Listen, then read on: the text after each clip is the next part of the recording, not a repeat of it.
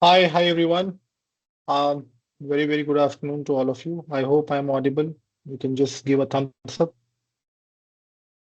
Yes, you're audible. Great. We'll wait for a couple of minutes. I'm expecting almost same size to be joining in next 1 or 2 minutes. Okay. So we'll just give that time.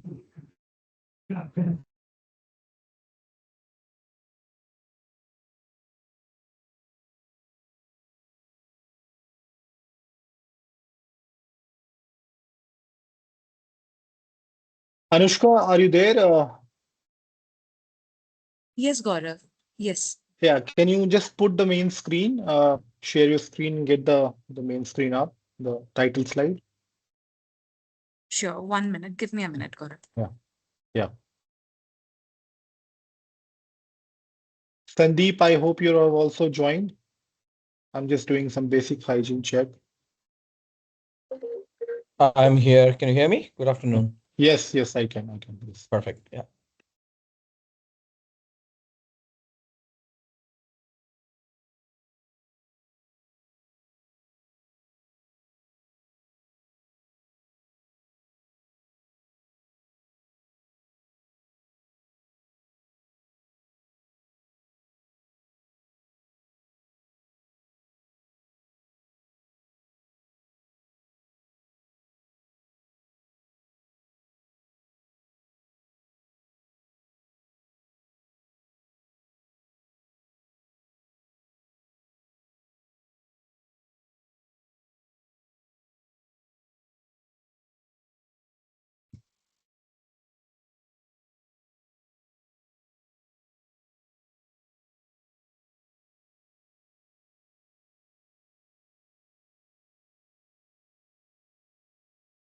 Okay, I think for the interest of time, let's get started. We have around 300 people, and I'm counting right now on this webinar. So very warm welcome to all of you. Let me start with a small provocation, right? Imagine this, it's 2 a.m. in the morning. An AI agent that your team built is reviewing code, approving changes, making decisions, and interacting with critical systems and platforms. No engineer is watching, no architect is monitoring, no product manager is approving, just the agent. Now ask yourself a very simple question. Would you trust it? Not in a demo, not in a hackathon, not in a proof of concept, but in production. No. Because that's the challenge facing every technology today, right? Every technology organizations, this is the challenge what they are facing. Over the last 2 years, we have become incredibly good at building AI-powered prototypes. Incredibly good. Means every second, third day, we keep hearing about a new tool. And with tools like Claude, ChatGPT, GitHub Copilot, Cursor, Windsurf, dozens of other, we can go from an idea to a working application faster than ever before. What once took weeks can now take days. What took days can now take hours. And what took hours can sometimes take minutes. And this new reality has given rise to what many call vibe coding, building software at unprecedented speed with AI as a co-creator. The speed is real, the production gains are real, the excitement is absolutely real. But here is a question that many organizations are now wrestling with. Where does the prototype end and engineering begin? Building an AI, because building an AI agent is easy. Building an AI agent that is secure, reliable, observable, auditable, scalable, trustable, when nobody is watching, that is a completely different ballgame. And that challenge is no longer theoretical. Organizations are moving beyond experimentation. AI agents are entering customer workflows, engineering pipeline, business operations, support systems, and decision-making processes. The conversation is no longer about whether AI works. The conversation is about whether AI can be trusted. So again, a very warm welcome to all of you. Good afternoon, everyone. I am Gaurav Vaidishin, practice head data and AI at NIT Stackroot. and it gives me immense pleasure to welcome all of you in today's session from vibe coding to production AI agents. We are thrilled to really see such a strong turnout from architect, engineering leader, developer, engineers, AI practitioner, technology enthusiast joining from across industries. We have participation from 58 organizations today. Today's session in particularly is exciting because we are going beyond the hype. We are going beyond prompts. We are going beyond demos. We are going to explore what it really takes to build AI agents that can operate successfully in production environment. And to guide us through that journey, we have with us Sandeep. Sandeep plays a pivotal role in our data and AI practice as both a mentor and a solution architect, an AI architect, partnering with enterprise teams to design and implement modern AI solutions at scale. His expertise spans applied AI, machine learning, data engineering, agent-based systems. More importantly, he brings a practitioner perspective, one grounded in real-world implementation, architectural decision-making, governance considerations, and the trade-off that emerge when AI moves from experimentation to enterprise adoption. What I appreciate most about Sandeep's approach is he focuses not just on making AI work, but on making AI work reliably. And that's exactly what today's session is about. Over the next 90 minutes, you will see the evolution of a real AI powered code review agent. You will see how quickly a working agent can be built. You will see things, how things begin to break. And then you will learn how concepts such as orchestration, human in the loop, observability, resilience, structured workflows, production deployment come together to bridge the gap between a successful demo and a production ready AI system. My hope is that by end of today's session, you will leave with a much deeper, clearer understanding of one of the most important questions in AI engineering today. What separates an AI demo from an AI product? Okay, so please participate, ask questions. We have some beautiful AHA slides. Please give your responses. With that, let's begin the session from vibe coding to production AI agents. Over to you, Sandeep. Thanks, Gaurav. Thanks for setting up that context and good afternoon, one and all. Hope I am audible and my voice is quite clear. I think what Gaurav alluded to, I think it's super important to understand. Of course, now we all know how and what work, but I think we'll probably have to double click and understand a little more depth on how these agents work and how do we really take it to the next level, right? And that's very important. Very good question on what will happen if something breaks in the night. Should we just move? Should we stop? We don't know because there's no one who's looking at it. So there has to be some loop or something which has to stop that to go. And then somebody will come in the morning or probably the next day to look at what went wrong. And then fixing that probably will move ahead. And if it's not governed appropriately and not built appropriately, then probably the buggy code would have been gone to production by the time you are wake up, you kind of wake up and start working, So the idea here is the entire session would be trying to cover on what this is. And of course, I'll try and keep it as simple as possible, giving more real world and real life examples. So it's kind of easy to remember. Will not use a lot of jargons because that is not what we're here to do, right? So we're not learning jargons, but we are learning it in a very good fashion and understanding what happens step by step, because that is very important as we speak in today's world, right?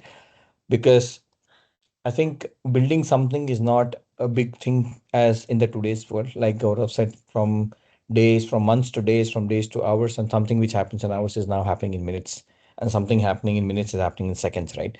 So I think building is not a roadblocker anymore. Making sure using the right architecture principles to build them and making sure we have right governance in place, making sure we have right things in place, making sure we do that in a right fashion is something we look at in the entire session today, right? Allow me to share my screen. I don't know who is sharing the screen, but we can stop that. I will share my screen. Awesome. Let's get the presentation up. Right.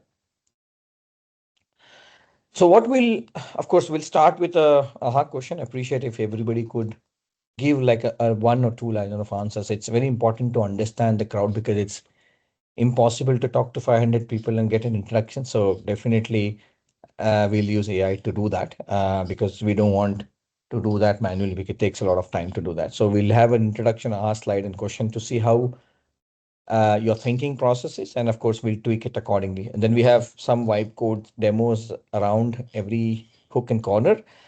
We'll keep it more practical, of course, very less theoretical, because I don't want you to run through slides for the next 90 minutes because I'm sure it's not what we are here for, right? So we'll take the first question, right?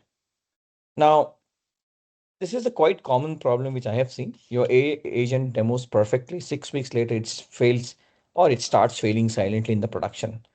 Now, what broke the code, the architecture or your definition of done, or what was it, right? So we have some choices here, the code, definition, the architecture, all three.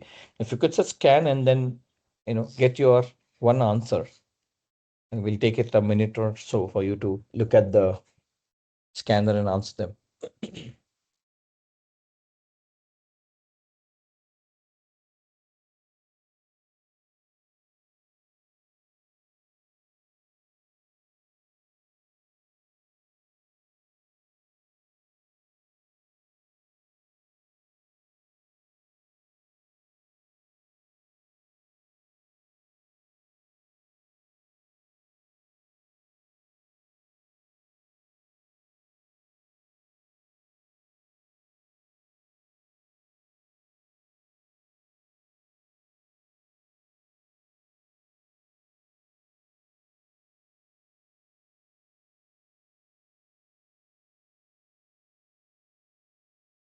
Cool. So I think most of would have done. It doesn't take a lot of time, but assuming that you have done, we'll move and we'll come back to you on how it looked overall with an analysis, right?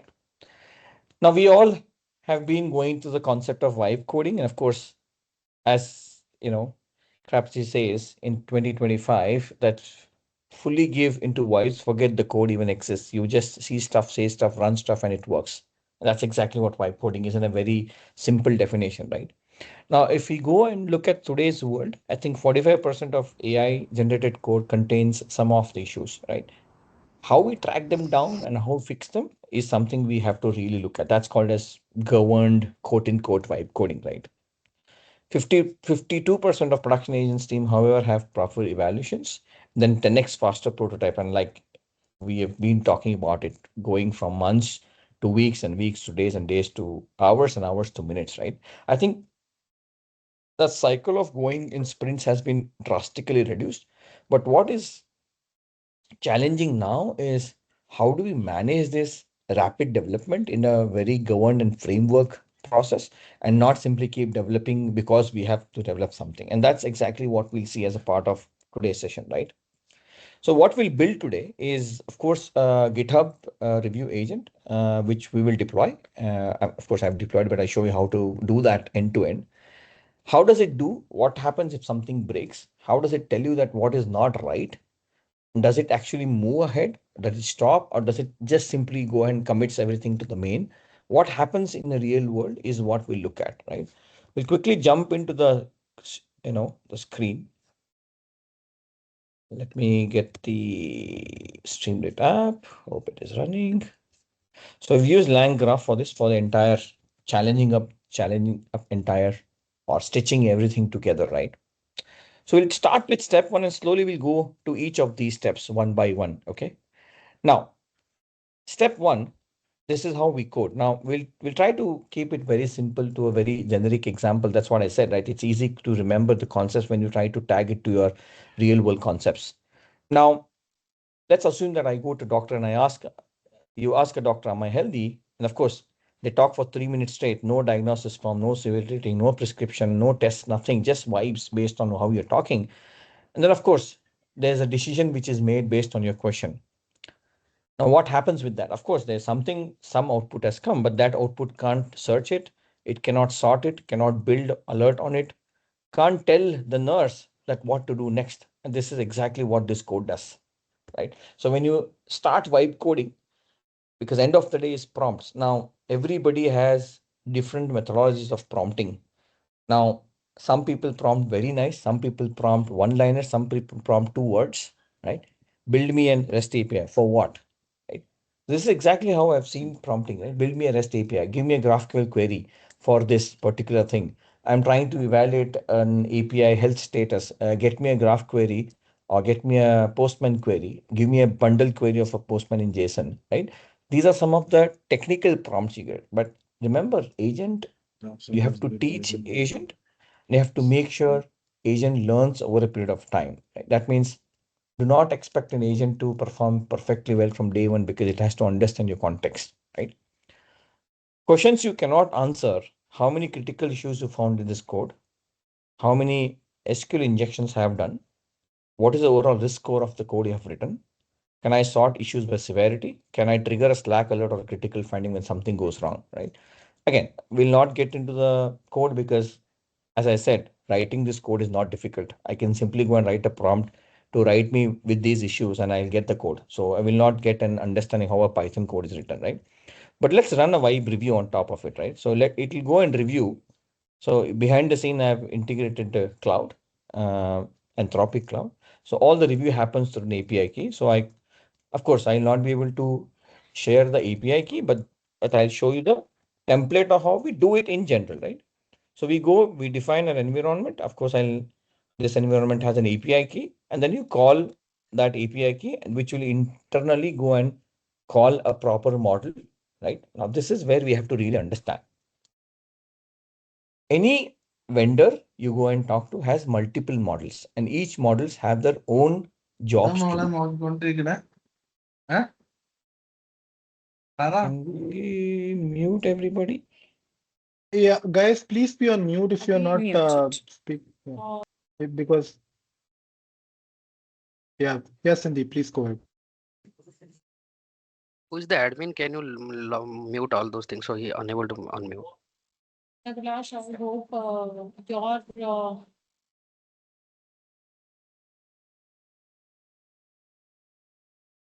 Sandeep, you also got muted because we mute all. So you might want to, if you're speaking, you might want to unmute yourself.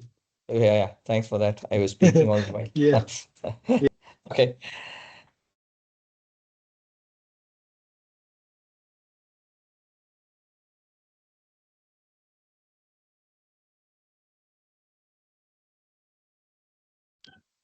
You muted again. Sandeep, Can you Sandeep, hear me you're now? on mute. Can you hear me now? yeah. Yes. Perfect. So what I was saying is, in a real world scenario, whenever you use agentic AI or any vendor, it could be OpenAI.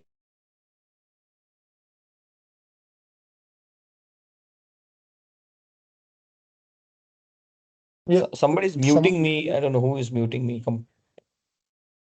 Sandeep, I muted all the participants. You can unmute and speak. I did it once, yeah. Right. So ideally, what happens is every model is defined to do a particular task. For example, a model A is defined to review or a very good reasoning model. Model B is a very good coding model. Model C is very good research model. Model D is very documentation model. So what we do, and I'm sure most of are doing, is using one model for everything and expecting wonders to happen. That will not happen, right? Now, for a review, there is a particular model I'm using. I'll talk about models in a little later slides. But for a review, a particular model is very good. For writing a code, a particular model is very good, right? And that is a differentiation factor we have to bring in when we start productionizing agents. You cannot use one model for everything. Otherwise, rest assured, your bills will be 3x than what you have seen last week, right? So you have to be very careful on that because everything what we do is reliable back to a cost because you're using the service from a vendor. Everything will tag back to a cost. Now, we will see that as a part of the demos also, right? If you come down a little, it has given me a very raw blob text, and I'm sure nobody would like to see an output like this. If you are a reviewer of a code, and if I make a PR like this and I give you like this a PR, I'm pretty sure that nobody's going to like a PR like this. So you're going to go back to a developer and say, this is absolutely not accepted. So you have to write something really good. Now, if you come down, number of token it used is roughly 2,236 tokens. And I will not get into what token is and how token system works. But think of token is a fuel for an agent to run. I'm pretty sure most of you know, I'll not talk a lot about it, right? But primarily, token is used to run a review. And then, of course, it takes 19,583 milliseconds to do the entire review, right? But then, of course, the gap, not where the cloud finds the issue, it does. The gap is where you can do anything with the output at a scale. Can you filter them? Can you sort them? Can you alert? Can you feed it to a next node? You can't. What is happening in today's world is we are building multi-agent orchestration, or we're building a Kanban board of agents. And what is Kanban board of agent? Agent A is reviewing, and output is waiting. Agent B takes that output, says, okay, these are the bugs, I'll go and fix it. Agent C is waiting for agent B to fix it. Once it is fixed, agent C is going to review it. Then everything is reviewed. Agent D is going to do one final governance review and security ingestion test, raises a PR, and there's a agent who will review the PR. And only if there are critical issues, it will alert on a Slack or a team saying, okay, these are the PRs, and this is where the problem is. For example, Stick is an agentic framework built by one of startup in US. There's a lot of people are using that, and at least with the latest release, it has been able to do a maximum stress test on Stick was roughly 30,000 PRs in a day, right? Which is a very legacy old system which was trying to or modernize that entire legacy system, right? With this output, what you got is a vibe coded output. You won't really get anything, right? You won't get any answers. You won't get any good suggestions. But of course, cloud is able to catch everything, right? So for example, hard coded API key, credentials exposed in source control accessible to anyone to repo. And it is trying to do an ingestion of SQL ingestion line 28 to 30. It is trying to do some plain text password storage. It has got all this, but what can I do with this? I can't do anything. Now that's a problem in today's vibe coding. So what do? I get into more a contract definition. Now, what is a contract? Now, think of as a name. We all know what contract is. It is an agreement between two people. Now, if you make a home contract, so you agree that you're buying a house from a seller or a builder. Builder is agreeing to sell it to you. So they make an absolute sale deed. You go and sign both of them and you agree and you exchange money and you get your house. That's exactly what a data contract is. A contract in the world of agentic AI is an agent will give you something. Next agent will only accept if it is in the format which is the defined contract format. And there are many open source data contract format. You can go and explore in any of the agentic tool understanding what are agentic AI contract formats. You will get tons of them. One of the best and industry-wide use is open data contract format. It is built by Linux Foundation and it has a wonderful setup of contract, right? How it works end to end, and everything is defined inside that, right? Now, contract primarily tells you how you write the code, what the shared form are. For example, file, type, and setback. These are, I'm just giving examples, but primarily the contract will be very big in any production system. So we're not here to look at them or learn how they're defined. It will tell you the severity, the category, and the line number and the title. And this is how an agent accepts the output, right? The issue has to come like this. Only then I'm going to accept my output. Otherwise, I'll not be able to take and fix the problem. That means you have to first get the output, then whatever free text you've got, you have to make sure that you convert into this format through some of the engineering techniques you do. And then you have to feed that output back to and when I run it, so this is how you get an update. So initial state shape before any node runs, you have a string, you have the file name, you have a schema structure primarily. So what is this? This is a very, very important aspect in any vibe coding is your output, what you get from an agent has to be structured. Or when I say structure, not a database structure, it has to be structured so that a next agent can pick up that particular contract or a definition of schema. Now, if I tie it back to a simple example, instead of doctor script notes, which they write today, every piece of information has a typed field. Now, imagine if a doctor writing, most of us will not be able to read what he or she has written.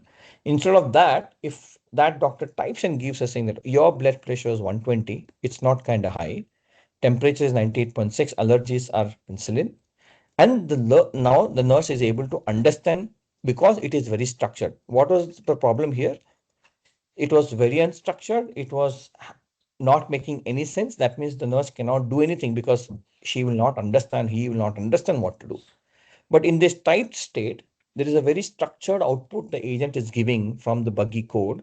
Now the nurse knows that, or the lab or the pharmacist knows, okay, now everything is good. There's some allergy for this, and that's why, a particular drug has been prescribed. In the world of agent, every land graph node does exactly this, reads one shared states, write back the typed updates. Now, think exactly a doctor a scenario here, right? Landgraph node, Landgraph, all of you, I'm assuming, know it, but will not get into depth of it. But Landgraph does exactly this. It reads the output or one of the shades and write back saying that, okay, this is what I have done. So this here is an update. Provided you give me, your agent gives me update in this format. If not, then I'll not be able to do anything for you.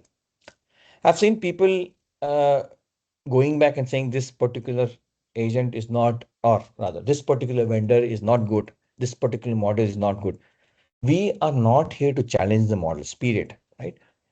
Years of research has been spent, billions of rupees has been sent to train a model. We cannot go back and say the model is not correct because we have not prompted it right. We have not used the right SDKs to call a particular tool, and that is why it is telling you wrong answers.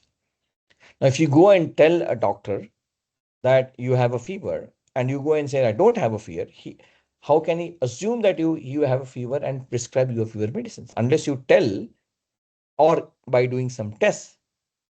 When I say test, I'm talking about SDK and agent. SDK is nothing but a decorator classes which you write inside an OOPS concept. They will try to dig deeper inside you and understand what is the problem in your body.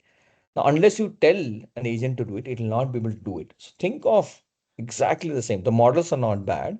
If you don't give enough information, how do you expect it to give back to you? It will not be able to read your mind.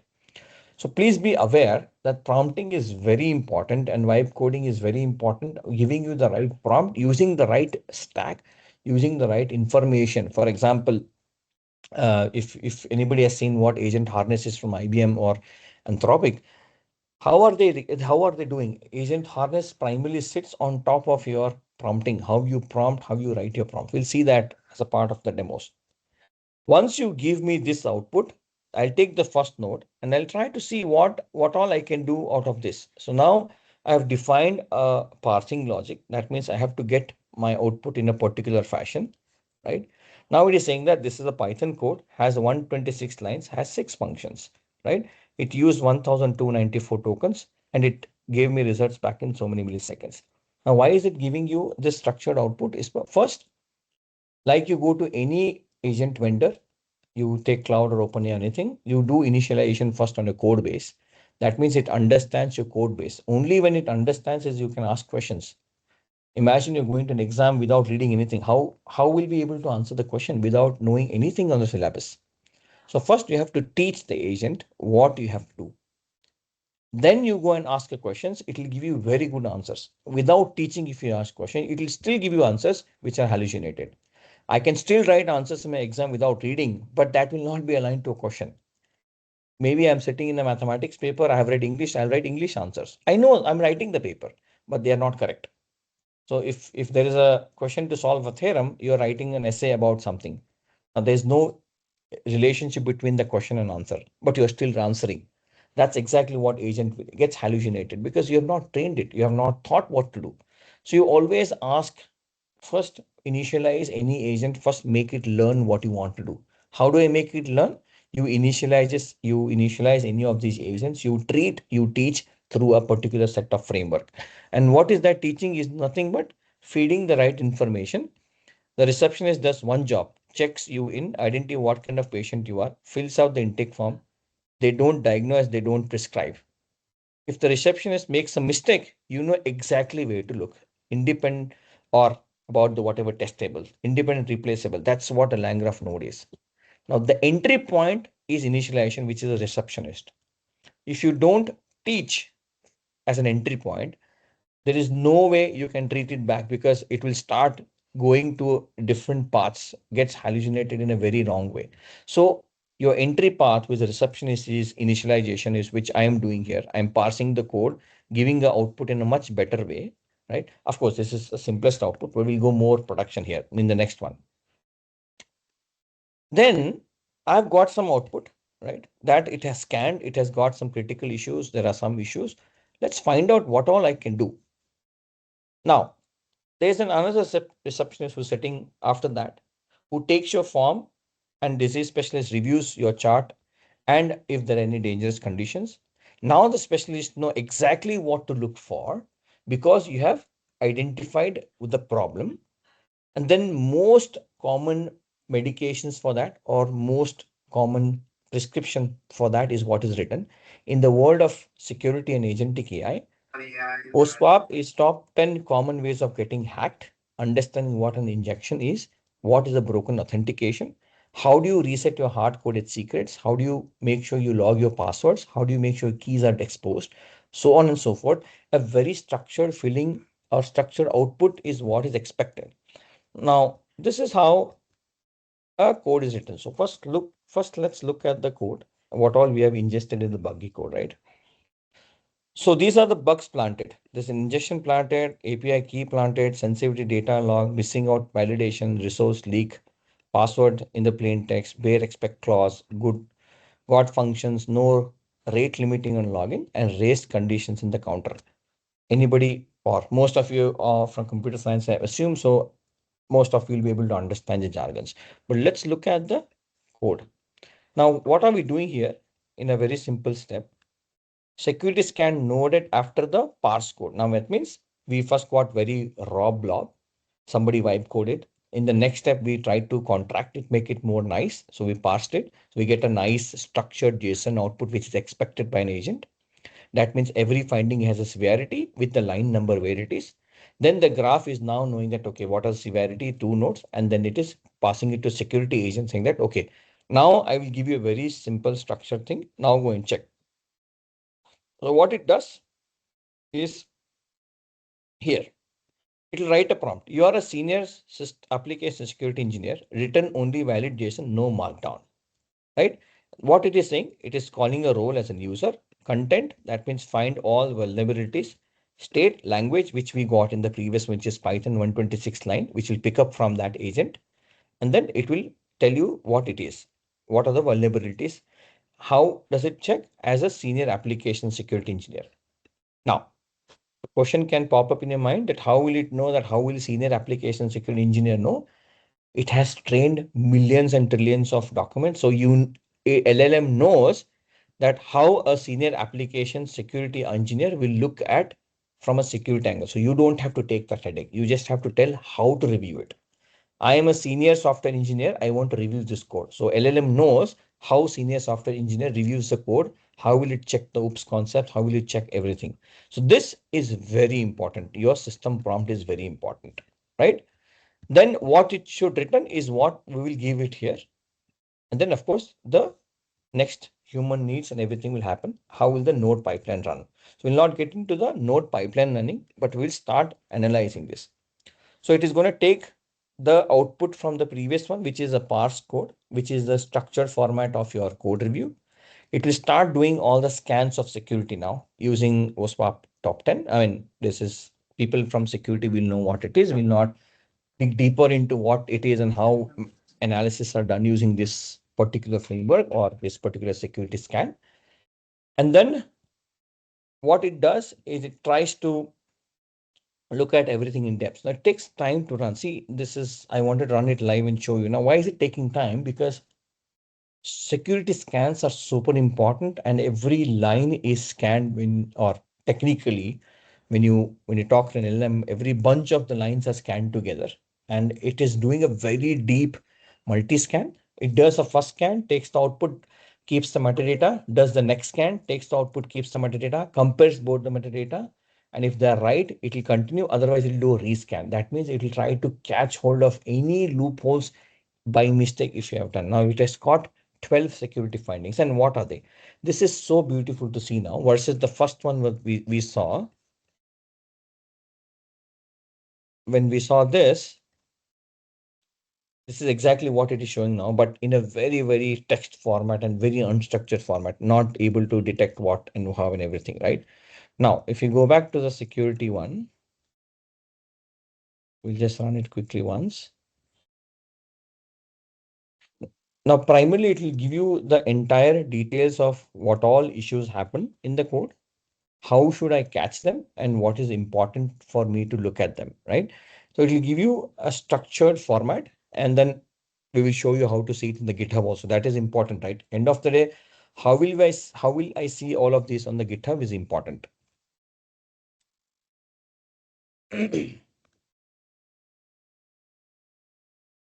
Now, when we deploy this on GitHub through GitHub Actions, this is how we deploy. An action is defined, right? Now, if you're well versed with GitHub, you know how to write actions. But when an agent is deployed through an action, we will do it also one full-fledged testing. So you got 12 findings. So critical, critical with red, critical with red, and you have color combinations amber and then green, which is low. So we'll maybe not go through all of them, but we'll look at some simple thing. Hard-coded production API key in line 26. It will show you the line number. Now this is important because the next full pipeline agent is going to pick up this and start fixing these, whatever is coming out from the security agent, right? That means it'll look at all these code lines because it is giving you an output. It will give you a reference of which particular control it has looked at, which is a cryptography failures control. It will tell you which control A032021. This is a reference from this particular framework. This is called as ingestion control framework. How do I know all this? You don't have to know all this. LLM is quite capable of understanding all this. And that's the beauty of building agents, right? Now, if you come down, the reference A02 2021 is nothing but cryptography failures. If you come down, it's looking at A09 2021, which is security logging and monitoring framework. So like this, it'll give you all the details. If you go further down, it'll give you the line numbers of where the code is problem. For example, we take this bare except clause hiding errors. The where except clause catches all exceptions, including keyboard interrupt and system exit, silently returning a generic failure. This hides critical errors and make debugging impossible while potentially masking security issues. Very important to look at. See the detail which it gives you. I don't think if we review it manually, we'll be able to catch them. Catch specific exceptions, log the error details securely, handle different failure mode appropriately, never use where except in the production code. And why? Because A09 2021 states that security login monitoring is a requirement here. When you define a document, now, by the way, this finding when you fix, you can also build a document agent which will see all these exceptions or all these references, makes a end-to-end design document saying that this code is looked at all these references and all these issues are fixed based on these references. After that, you do one final scan in the staging environment and then you move to the production. That's how we do it, right? Once this is done, once you have all these errors, and if you come down a little, it has now taken 1,295, 1,294 tokens, security scan token and the parse code token. Together, it has made 5,886 tokens. It takes around 44.2 seconds in total, right? Now, what happens after that? Before launching multiple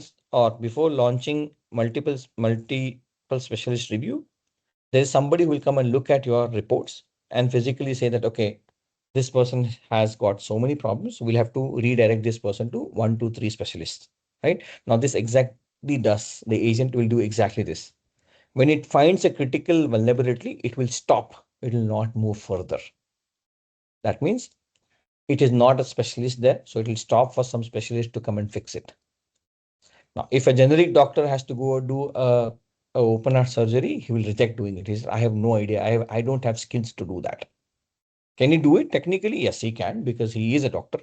But is he specialized to do it? No, he is not. And exactly how agent behaves in production. Can agent fix the problem? Yes, of course it can. But it is not trained or not prompted or not promptly trained. This is the word we use so that it can understand what should it do as a senior security architect to go and fix this problem. I'm not trained in that way. So I will not do it. I will stop. So I'll have somebody come and look at it, and that's called as human gate.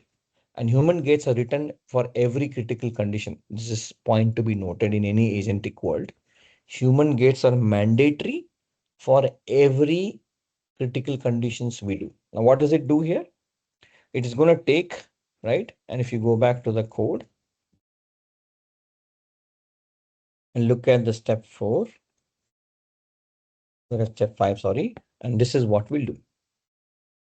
What is a graph? Parse, security bugs, aggregate, human in the loop, and then report. Now, what does it do? We'll quickly go here. Here. Call cloud. I'm calling the cloud. As a senior security engineer, return only valid JSON. Find all security vulnerabilities in this. And I'm returning a JSON which is parsed with line numbers telling where, what description, what to fix, right? And I'll come down a little. And here, as a senior software engineer, return only valid JSON, try fixing the severity one by one, right? Now, this is the beauty. First, it will wear a security engineering hat as a security agent because you have told it to, what have you told the agent? To work as a senior security engineer and not as a senior software engineer. Now, if I change this like this, and if I save and rerun this pipeline, then you won't get the output what you got previously because it is now looking as a senior software engineer, not as a security engineer. And that one word change can completely change the entire process review. So that's why I'm saying prompting is very, very important. You should know what to prompt correctly and write exactly which SDK and which tool it should call at what time so that you get the right things. Now, as an engineer, I'll go and fix each of them and I'll stop for human review required only if there is a critical issue, right? Now we'll go and run this and what will happen is what we'll see. So it is taking all the parse code, the JSON. It is reading all the security scan, the 12 scans which we got in the previous agent, the senior security engineer. It is reading everything now. Now, what it will do, it will start taking one by one, right?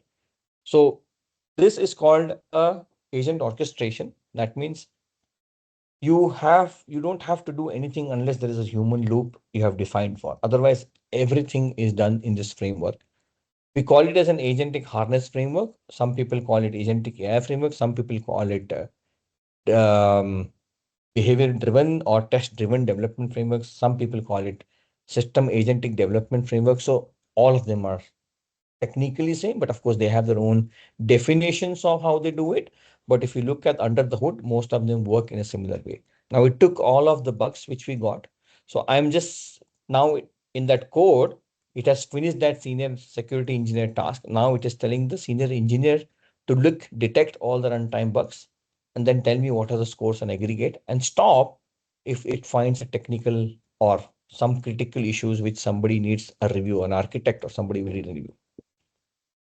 And this is very important in today's world where people say that, okay, what will I do if agent does everything? Now, for agent to do everything, you should write it in a way that it can do everything. And that itself is a big task today. What people, or at least what is portrayed is just writing a prompt is done, right? That's not what it is. There's a lot we have to do. What you're seeing now, we are doing a lot of things is what we do in production. Agent has paused. Why? Because there is a review required. Why is there is a review required? Because it found a particular bug which is having a risk score of 100, which is very dangerous, very critical. All these critical issues are, we have total 8 critical issues which has score of 100, and we cannot move ahead because I'm not trained to do it. So I want somebody to review it and then say, okay, then I'll go and fix it. What are they? API keys are hard coded, injection vulnerability, password stored in plain text, something like this here, right? And then you have PCI DSA violation, which is login payment card data. Again, there's a violation which has come here. There's a hard coded production API key. There's an injection again at 35. There's a password again at 48. So there is a lot of issues, right? Now, I want to fix all this. Now, I know there's a lot of problem which I don't want to take care of.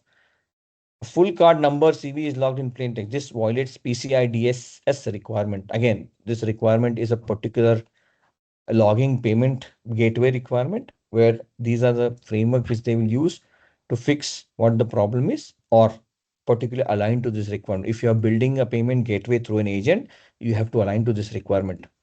Otherwise, you'll not be allowed to clear the payments because you're transacting money, right? So you have to be very, very careful, right? And this is a specialist, right? As an engineer, I have no idea about this, honestly, right? If I have to go read about this, understand, will take weeks for me to do that. I will just tell agent to do it, scan it, and tell if I have PCI DSS required. Your prompt will be like this. Now, if you understand this, now if you're building a payment gateway, now you know there is something called as PCI DSS requirement. We learned now, and maybe somebody will know already. I don't know. Now you go and write a prompt. Can you review my code as a senior security engineer and find out if I have any PCI DSS violations in this entire code? That's a beautiful prompt you can write. Instead of you saying, can you scan this code for a vulnerabilities? Of course, it can do that job also, what you said. That prompt will work, but that probably will take you 20,000 tokens. But if you go and write exactly this, it'll probably take you 100 or thousands or some thousands of tokens, right? If you come down, it is saying that, okay, now I've read everything. Here, there's another violation, a PCI DSS violation. I'll say approve. Now this approval has went ahead and has fixed everything. Okay. Now when it fixed, it gave you a very beautiful report. Issues by severity, which has fixed. Critical 8, high 9, medium 7, low 2. Beautiful output, right? And then if I go down, I get to know what did passcode user tokens, security scanner, bug detection. Total, it has used 9,209 tokens at 74.9 seconds. Now, if you see, it is going a little up the milliseconds time and going to 74.9 seconds, which is quite reasonable, right? Now, at the most legacy code also, you probably get in minutes. You will not go in hours any day, right? Now, what this agent has done primarily, if you go step by step from here, first, we got a very weird output. That means you got a plain text output. State will now make it more in a state which is like you give a better printed prescription rather than handwritten prescription so that you understand what is the problem and what is prescribed. So you're giving a much better insights, much structured output to the next agent. The first node agent from LangGraph knows what it has got because it has parsed the data already. And then I'm using Cloud Opus for 5, right? Again, this is one of the better and I would say cost-effective model for code analysis, security analysis, and most of the legacy code analysis and generation of the classes and looking at the abbreviations and violations. This model is very good for that, right?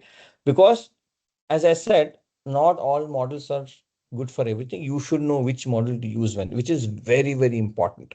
Unless you master that, agentic world will become very expensive as you go in coming days, right? Because if you use this model to do everything in the world, instead of you spending 300 rupees, you'll end up spending 6,000 rupees. But you will get the work done, but you'll end up spending 6,000. But if you know which model does what, you can still get everything done in 500 rupees. So I'm giving you that example here, right? So you should know which model to use when. Then the security agent came in, which is our senior security engineer or principal engineer who is expert in security, knows how everything works in the world. And then he or she is going to review that. Again, I'm using Cloud Opus 5, as I told you for 5, is because I know it is very good and I'm restricting it to maximum of 512 tokens. Now, you might ask me a question, you're showing me 9,000 and you're restricting your max token 512. This is your scan restriction. That means I will do a bucket scan. That means at these many tokens, I do one bucket and I do them multiple times because doing one time is very expensive. You bucket them. Think of it like you're bucketing your data when you want to query faster in database. Same logic here. If you know the particular path, and if you know which bucket the data is in, you can directly write a query to that bucket directly instead of you scanning 3,000 buckets, right? This is a very good principle in big data. How many of you are still remembering those concepts of big data? Big data had this concept of bucketing your data, right? They use a mathematical function to bucket the data. Most of these bucketed data is what you call in, right? We use the max there as well. Then we come to the full pipeline. Here is where we'll take all the important features. What has been the problem? How did we fix? And what is the report for that? So we've got a beautiful report. So this is critical high, and we'll see how we deploy this in GitHub, right? Because for now it's a Streamlit app, but we'll eventually productionize it using a GitHub. This is how we'll first test. This is our test environment. Then we'll deploy it to production environment, right? Now everything is perfect here. Everything is fixed. These are the tokens. This is the time it has taken. Now, everything is fantastic, but my question is, Sandeep, how I much? think there is a question. Sorry to interrupt you, Oh, but yeah, yeah. Go ahead. somebody has raised his hand. Maybe Meenal Dangre. You want to say something, Meenal?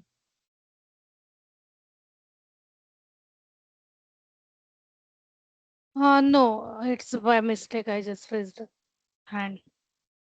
Okay. Oh, okay, okay. Yeah, please carry on, Sandeep. Yeah. Now, what is the step 6 is observability. Let's go and look at what step 6 does, right? If you come down a little, we'll jump directly to what it does. I don't want to run through the thing again here. I'll show you directly what we have to do.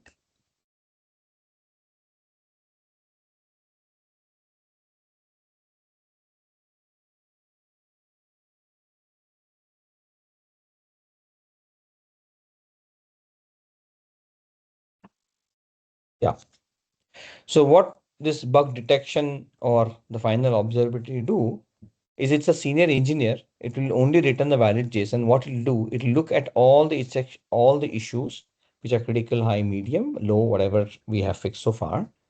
Looks at all the detections it has done. It'll give you all the informations and it'll track into observability. Observability is very important in agentic AI.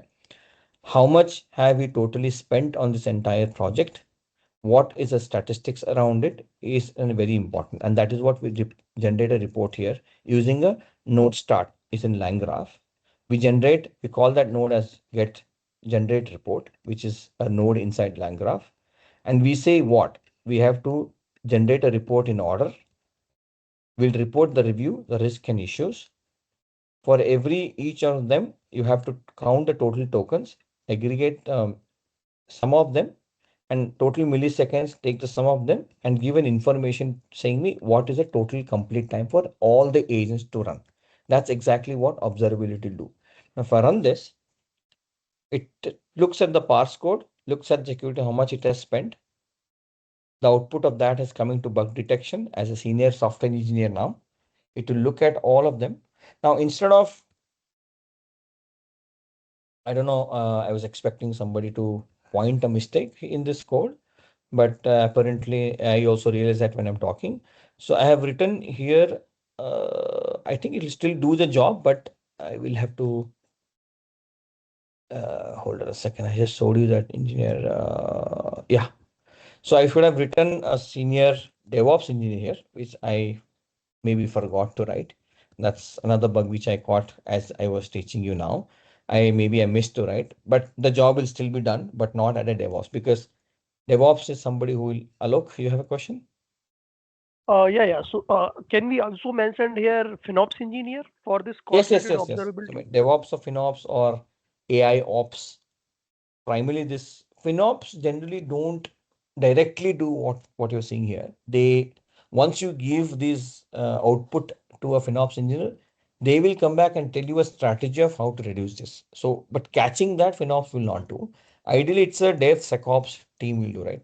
I don't how many of you have heard of this term per Infra team. DevSecOps, right?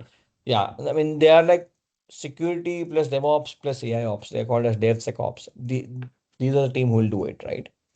If you see, now again, agent has paused. Again, it has given you a live log stream, time taken info. It gives you a live log stream right now. Of course, everything is tracked through an UI, right? And pretty much you can, you know, put it anywhere in the system. You can build your own system, but you can use any systems like LangFuse.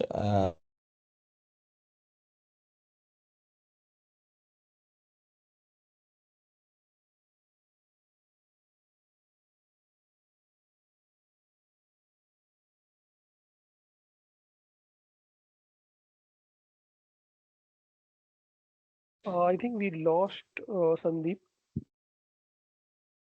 Am I audible? Yes. Yes. Yes.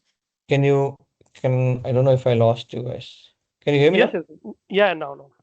Sandeep, Okay, I I have think one my, more question. Sorry to interrupt.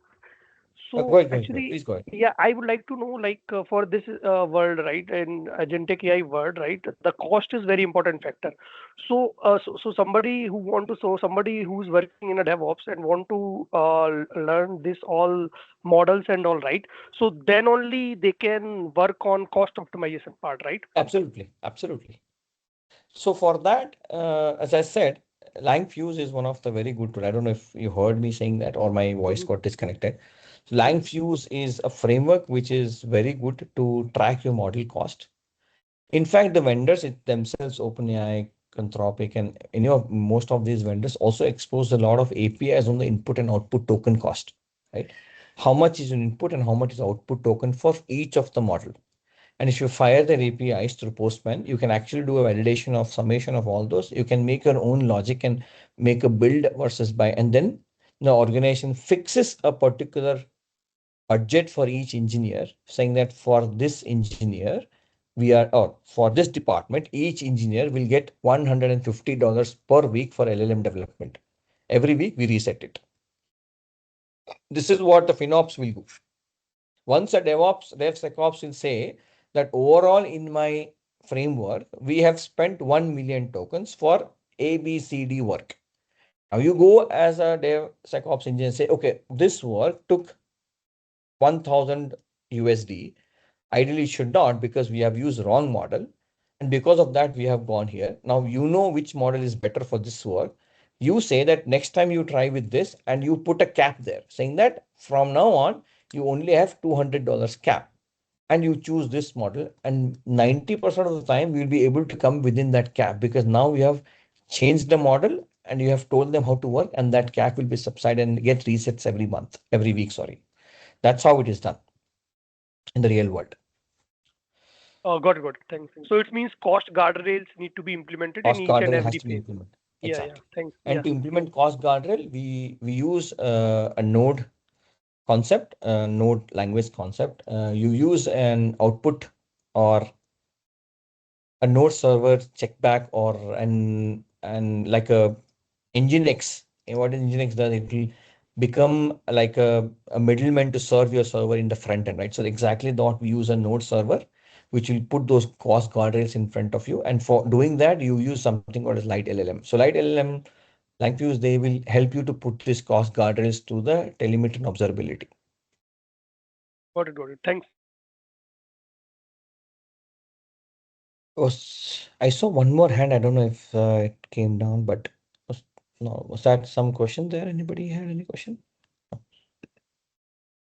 Okay, but we'll quickly look at the cloud API docs, right? So these are some of the APIs I have developed. Sandeep, sorry to interrupt. Ajay has raised his hand. Yes, Ajay.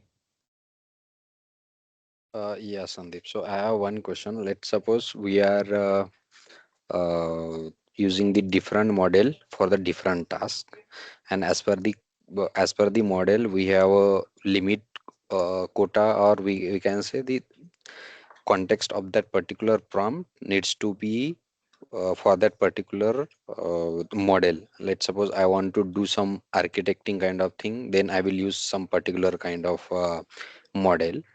So it will be a let's suppose in between I am changing the model, like suppose in VS Code or anything. So other model is able to remember my previous context or how? Yeah, very good question. So for that, you have to build a small, I wouldn't say a context framework, but we call it as a model remembering context framework.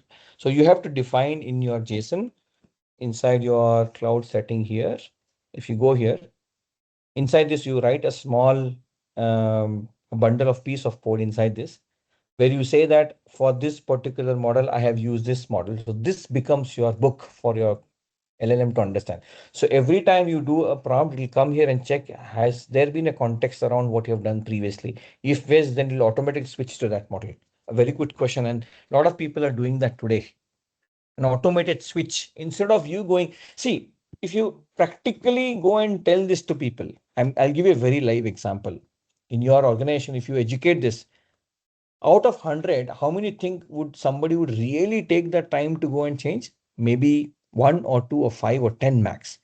90 people will still do the same thing, which is quite open secret for everybody, right? How do I control it? Is you make this setting as a generic global file and you define all your cost boundaries inside this. This is how I will do this model is used for this particular task. And then you define a switch framework. Now, what is a switch framework? Is a framework you write it inside Go or you use TypeScript to write it. That's I would suggest to use that because it's pretty good and production ready. What is switch framework is reading this file for any live coding or live prompting is happening inside organization. It will try to remember those contexts for that particular areas and it will try to switch to that. And not, it won't happen in one day. It will take some time, but ideally in a quarter, you will be able to achieve what you want, but you won't be able to achieve it in 1 or 2 weeks. That's the productionizing of your switch context. Now, if you know what you have done and it remembers that context for the next time, then you'll keep doing the same thing again. You don't have to retrain it. Thank you. Thanks. But that framework is very important. Now, if you guys get time, just go and look for the context switching switch framework. You'll probably get a lot of GitHub links to read through, right? But I would suggest you do that. It's a very important thing eventually to get through, right? Now, these are some of the APIs. Again, we'll not get to APIs and understand why APIs are, but let's go and deploy it. Let's go to GitHub.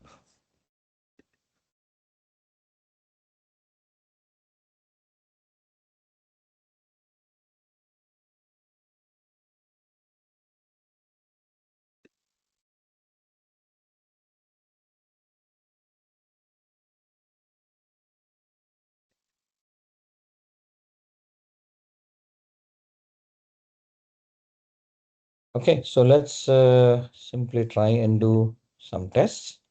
So I've deployed this already as an action. Just to give you a context on how we deploy, we write a flytoml file, which is an entry point. Then we write a Docker compose file or Docker file if you want to containerize this application deployed, or you write a GH action. GH action is a GitHub action script, which you will go and deploy directly on the GitHub, right? Many ways of deploying it. Ideally, that there are primary productionizing frameworks is you set up a Kubernetes cluster inside your organization. All agents will be deployed in that cluster by default. That means you have to build a framework that anyone who develops the agent, first there is a staging agent environment we call, where your agent is scanned for all the vulnerabilities, because once you deploy anything can happen. So agent is scanned through all the vulnerabilities. That vulnerability scan happens 3 times through 3 different models. And we do a benchmarking of that, which is the best, because every model scans vulnerabilities in a very different way. So we take 3 best security models and we do 3 scans, 3 benchmarking we do, and we stage those benchmarking and say which is the best. Has there any been vulnerabilities? If vulnerability is found, the cluster, in the Kubernetes cluster, we halt that agent in the dev environment. We don't, move it to the higher environment, which is validation or production. We go back to the agentic team and say, we have found these issues, and can you guys go and fix it? So fix happens, and then all this happens to GitOps. Now, when I say GitOps is an automated framework inside Git, right? No, not that you're doing all this manually. A PR is raised. That PR is reviewed by agent, and that agent will halt it based on this. Now, that's what we'll do now. So what we'll do is we will create a branch.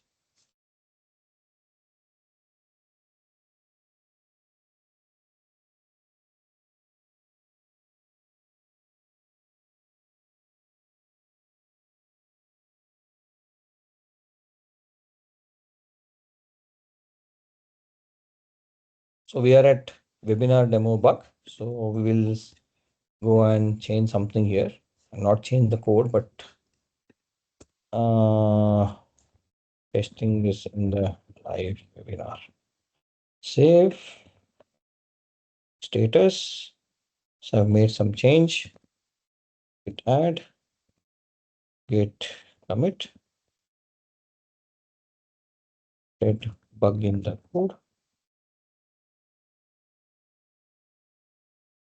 And say git push.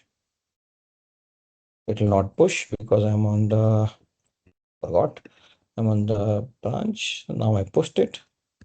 Let's go to my GitHub, refresh. So I will be asked to raise a PR. So I have a PR. I will open a pull request. Bug doing the PR now. So I'll open the pull request. So now let's go back to actions and see if the agent runs. Okay, so here webinar demo agent has started. This agent is nothing but combination of all these steps, right? I mean, each of them by one, like we saw one by one. This is now doing automatically on the GitHub. Now, if you click here, and if you click the code review agent, so it is doing, it has set up a job. It is reviewing the code now. It is at the review now. So it has started reviewing your code. So it is using the reviewer.py file, which will review the code. Now, what does it do? What does the reviewer py do is, if you go to scripts and if you go to reviewer.py, and here is what it does. Senior security engineer written only valid JSON. You are going and reviewing every code from the security angles and stopping if there's any problem. Now it has, okay, so it has process completed stop. Let's go to PR.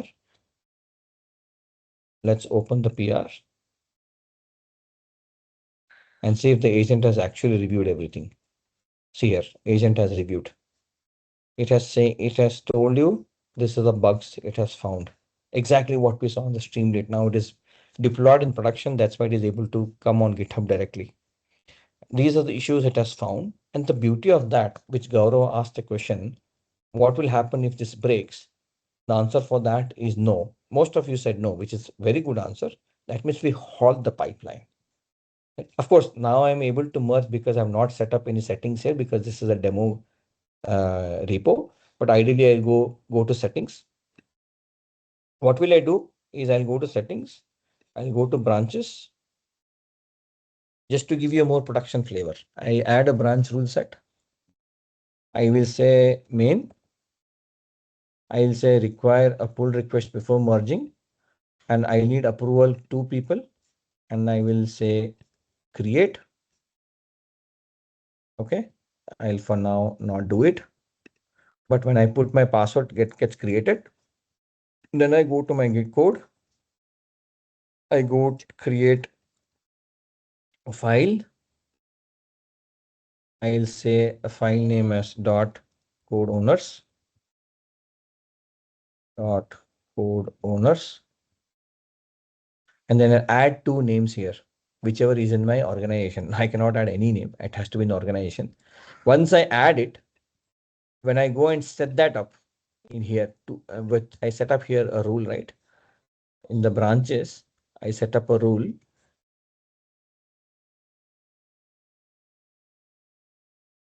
So here I am saying,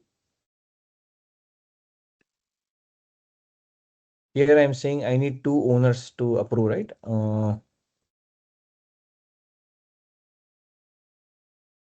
Yeah, here I'm saying here, review code owners. This code owner is nothing but it will go to that GitHub which I created. It will see who are those 2 people who have to review this. And since this PR is stopped, I'm just giving the lineage how it happens in real world. Since this PR is stopped, it's halted. That means it is not go to main because it has found a critical issues. So what is saying AR code review and this has failed. That means it has stopped. Those two people who are in the code owner list will get a Slack message or a Teams message saying that PR number, whichever PR number this is, okay, or the PR name, this PR has been stopped because it has found 12 critical bugs. Do you want to go and review it? When the next day they come, 2 a.m., this code ran and stopped. It did not merge to main, right? Now, this is very important for us to know that anything can break. You should know where to stop and when to stop, what are the stop conditions you write inside your GitHub Actions. These three things has to be very clear in your mind, and there is no compromise on this. It's a zero tolerance, right? You cannot say, oh, I forgot and I just merge it to main, because once it is merged, it is very difficult to look the diffs. Now, we don't write code anymore. We look at the diffs, right? Software engineer will understand diffs. I look at the, then I have to go and look at your diff in the main and then roll back. And that's a very, very tedious task. Maybe this is 10-line code, it is very easy, but if it's a bigger code and legacy system, it takes months to do, look the diff. And by the time you don't know where that bug has gone and then what changes in your system. So with agent, you get a lot of flexibility, and we all know flexibility comes with a lot of responsibilities. So you should be very much aware on what you're doing, right? So in a nutshell, what we did, we started with parsing, security, bugs, quality report. We looked at scan, detecting, quality review, human in loop, and observability. And finally, we made a deployment of it end to end. So we started with the VS Code. We looked at how it looks in LangGraph through a Streamlit app. From LangGraph, we looked at how each and every code runs. And then we wrote a small script, which will go and review it like this. So what I'm doing here is I'm doing a post PR commit. I'm taking the repository, the PR number, the token, which is a pat token from GitHub. I'll take the authorizers, take the application, pushes it, and stops if there's a critical red symbol. That's exactly what I'm doing here. A very simple GitHub action which I've written here, right? Now, this we already answered, so I'll not give you this question, but let's go to the next question, right? Yeah, important here. I wanted to stop at this slide. You can also serve through a web UI, but I wouldn't suggest you to do that at this stage now, provided you guys are you guys already running production, fantastic. Then you can already look at web UI options and serving these agents through web UI. If not, then I would suggest look at Kubernetes Docker, because that's a very good industry practice. I'm putting this slide just for you to know how we do through a Streamlit app. But again, not that you have to do it that way. I wanted to show you all options which are open. And of course, you choose the best. But ideally, if you ask me, how is it done in today's world? People, big enterprises, big product companies, they use Kubernetes cluster. They have a framework. Inside the framework, they develop agents, and agents are moved through environments. So first you create environments, dev, test, val, prod. An agent is first coming to dev. How does it come to dev? Simple question. I have developed an agent. How do I move to dev? That will be a question which is might be sticking in your mind. There's a framework, as I said, is a Kubernetes cluster framework. I have to go to the dev area first, to the dev environment. I have developed it in my VS Code. What will I do next? To move that, you create a GitOps pipeline. What is GitOps pipeline? It's an operational pipeline that once you finish your development of agent, you raise a pull request. When the pull request is approved, the first approval will directly move your agent to the dev environment. How that move happens, you don't have to worry. Your infra team or your DevOps or your SecOps team will take care of that. You don't have to worry. They write an operational pipeline inside using a Terraform, or could be any Git action, or could be any other pipeline format, or any simple YAML definition file, but eventually it will move there. Once it moves there, an agent is sitting in that dev, which will review your entire code, what your agent is doing, all your SDKs, all the tools you are calling, all the hooks you have defined. Of course, we cannot do hooks, tools, and everything in this, because that becomes an agentic AI, not the vibe coding, right? It will review all that in your pipeline, and it will do 3 benchmarking exercising. That means in 3 different models, what has been the potential problems. And we set a threshold in the environment that if there are or if there's one critical issue, halt it. If there are 3 low issues, move it to test environment. We can fix it there. But if it's even one critical issue, we not even move to test. We go back to the code owners through that Git code owners and say, guys, there's these problems. Can you fix this? Once they fix and raise the PR, it will again come back. So this is a cycle you do in production. This is what you also follow today. I can't run a Kubernetes cluster because I can show GitHub it is free. Now I could have run a Kubernetes cluster and showed you this environment, but we can't do it in 90 minutes. It takes at least 3-4 hours for us to do it, right? So, but this is how the framework looks. And inside there are multiple pipelines. The moment approval happens on those PR, it will automatically move to the test environment. There is a test agent sitting there, which will use something called as test-driven development framework and runs the entire testing on the agent through that framework. And if any issues are found, even edge case issues are found, it will halt there and goes back to the tester and say, these are the problems. Can you work with the developer and fix it? Tester will connect with the developer and say, your agent is in test environment and these are these are findings I've got. Can you fix it? Then again, it goes to dev, then again gets scanned, then goes to test. This is a framework you have to follow. You cannot simply take an agent and put it to production. Very dangerous to do that, right? That's primarily, again, web UI is a starting point, but ideally you should start with web UI, start with something simple, then learn how it works, and then eventually go to the higher environments. There's another question which I want to bring it up. If you guys can scan, you ship 10x faster using AI, but 45% of that code contains security issues. Do you actually save time or did you just move the cost to the future incident?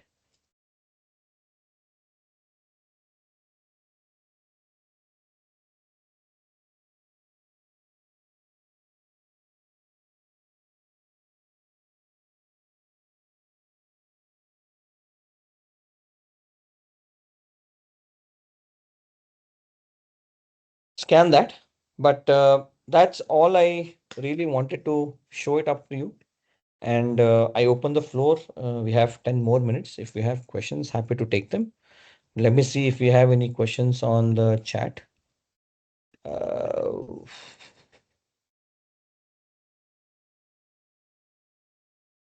If you have, please tell them on the chat as well. Okay. Development is continuous process, so done is not yet done. Yes, absolutely. You can never say it is done. It is a continuous process. Can I do on? Yeah, of course, yes. You can do everything in Databricks. Whatever I showed, you can do it in Databricks. You can build a pipeline inside Databricks using your own Terraform templates. I'm sorry. Yeah, you can use Terraform. You can use Databricks templates. Everything, all the agentic frameworks information is logged into Unity catalog as a technical metadata. From the Unity catalog, you integrate Ontos if you're using Ontos in Databricks, and then you can run the pipelines directly. No GitHub. Can you tell us about BMAD? Oh, how do you identify which model to use for which? Oh, very good question, Vaibhav. I think we could, there is the document which I will share here. Just a second.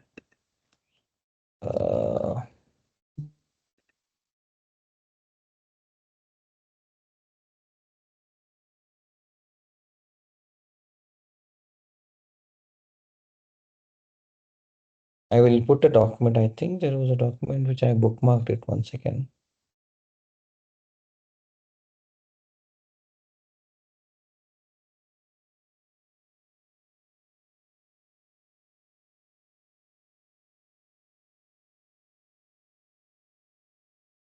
But I would rather in the document, I hold on a second. There's a very nice video from Deep Research. I'll find that for you a second.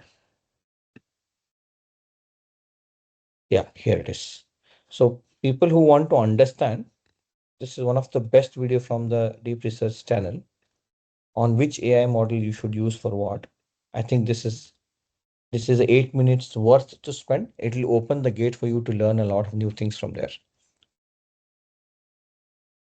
How do you estimate software engineer project assisted coding? Any thoughts or suggestions? Fantastic. So for estimation, there's a math which I use. Again, it cannot be the same math, but what I use, I'll give you an estimation of what I use as a mathematics, right? For every agent run or for every task we do, I take the per hour calculation of an engineer at an approximate median cost. I won't take the mean, because if I take the mean cost, then there will be a lot of deviations. I take the median cost of an engineer, total cost of an AI compute, which I get through your tokens. I take the average engineering rate, the median cost for a 15-minute task. Now, why 15 minutes? It's a statistical methodology. I don't think I have time to explain it now, but I'll tell you. Total cost of AI compute, average cost of engineering rate at 15-minute task, which is whatever you get based on which region you are. Then you multiply or you do a cross calculation of both of them. You get an equivalent human labor cost. And from that human labor cost, you do user story 8 hours mapping, you get the ROI, which is a return on investment. That means if I'm using this agent, if I'm spending $500, if I use this to do as an engineer, what would be my ROI? That is the calculation we get. Total AI compute cost, average engineering rate, 15 minutes. You take per hour, take the 15 minutes cost of that. Why 15 minutes? We'll not talk. As I said, it's some statistical terminology to get into. Then from that, you do a multiplication. From that, you get the equivalent human labor cost saved. From that human labor cost, you do ROI calculation, because you know how ROI works at an 8 hours effort. Through a user story mapping, your PMO can help you do that. The user story mapping for each engineer. From that 8 hours, you do an ROI calculation. From that ROI, you come back to this number. So at this dollar amount, this is what your ROI will be. That's exactly how you do calculation.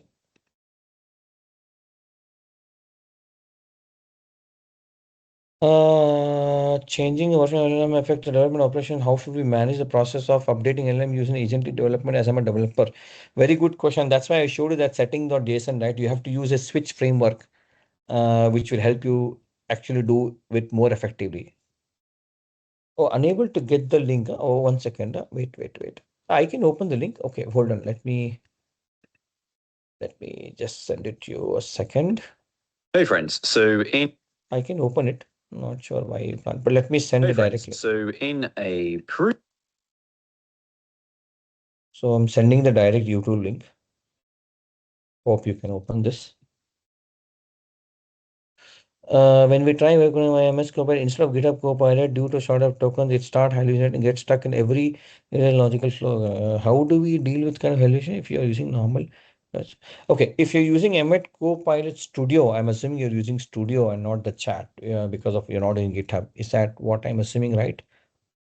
Shirvas Pandey, using the Studio to do it? If Yes, you're Sandeep. using, Yeah. if you're using Studio, then inside Studio there is something. I have done it on Studio a long time back, but if my memory serves right, inside the Studio you have a prompt control button. I think in the settings. In that you'll have to go and define your MD file, which is your engineering, what you are doing or what you intend to do. So ideally, I'll tell you a best way how to do it. Right? You can't type, so you use Whisper AI. Whisper AI is a talk. You can talk to AI. Tell what you want to do. It will create you a prompt MD file in a Word document. Take that Word document, go to your Copilot Studio in the knowledge section. I think you have knowledge section right there. If my memory, so I've not used Copilot in the last 3 months, but in the studio you have knowledge section. Go to knowledge section, click knowledge section, upload this prompt file which came from Whisper AI, then start chatting to it. It will always refer to that MD file because that is your end goal. So it will never hallucinate outside that MD file. All right. Okay. Okay. Thanks, Sandeep. Yeah. Thanks for clearing out. Good. So let me take other questions if there are. If I have a problem, build a platform in Replit. How can I make agents say it is my prototype? Can you build this in my based on the tech stack? If I have a platform, if I have a platform build, a platform is Replit. Not sure I understand the question. Can you unmute and ask that questions? So, something I have built on Rapplet prototype. That prototype has some a kind of website, and that I need to replicate it in my organization. Okay. So, how we can how we can do this with the agentic AI? there. Yeah, so whatever you have built on Replit, so there is the tool called Design in Copilot, and there's a tool called Scrapper in Cloud. So it actually understands what you have done through the Replit UI, and then it kind of bundles them and makes a container out of it. So you take that container can be carried in email, or you can put it in pen drive, put it in your system if you're allowed to do that. I don't know how it is security wise. Then you can expose the container through an endpoint, either using an Azure app or something. Then you can expose it. That's the simplest way I can think of. Again, without knowing what you've done. But if we know it better, then I can give you better suggestions. Okay. When we try, okay, I took that question. Any other questions? How do you estimate? I took that question as well. Can you tell little about BMAD? Okay, what? Rupesh Kumar. Can you? Not sure what you meant by BMAD. Are you talking about the framework BMAD? Are you talking about the agentic BMAD framework? What are you talking about?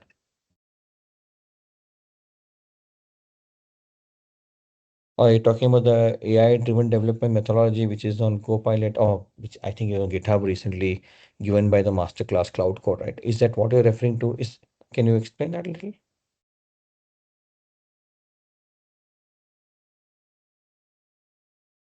Okay. I'm assuming you are referring to that, because if we are talking in an agentic AI class, then you're referring to the BMAD method from Cloud Code, which primarily is a DDW framework, which is a document-driven workflow framework. If you're referring to that, then that is more like an analyst to product manager through a Scrum Master, through architecture, entire product development lifecycle. I think honestly, don't have time to go through that, but we'll try and cover that as a next webinar. Would love to take that as a topic if you're still around, but if you're not, then yeah, but fantastic. I think it was nice talking to all of you. I hope it was quite useful and you will learn a couple of things, but happy to see all of you join, a very big turnout. And of course, have more questions, put them on, and then I'll see what I can take them as an answer. Yeah. Over to if GB is around. If not, then I think we are good to close the session. Any final thoughts from anyone?